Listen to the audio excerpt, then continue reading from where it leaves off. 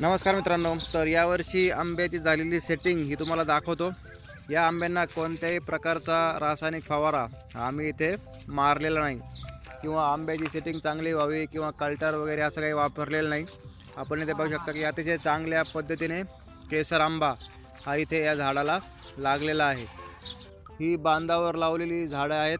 काही वर्षांपूर्वी सगळ्या बाबळी टाणखळ वगैरे बांधावर वाढलेल्या होत्या, त्या सगळ्या काढून फळझाडाची लागवड ही आम्ही बांधावर केली होती। त्यानंतर 5-6 वर्षात अतिशय चांगला रिझल्ट आपण इथे पाहू शकता। त्यामुळे आता या सीझनमध्ये किंवा या पुढच्या कोणत्याही सीझनमध्ये आंबा खरेदी करण्यासाठी आम्हाला मार्केटमध्ये जावं लागणार नाही। आपल्याकडे देखील शेतामध्ये जागा असेल बांधावर जी आपण वापरत नाही, तिथे आपण वेगवेगळी फळझाडे लावून त्याचा सदुपयोग करू शकता। तर अशा पद्धतीने चांगली चांगली फळे देखील आपल्याला अवेलेबल होतील।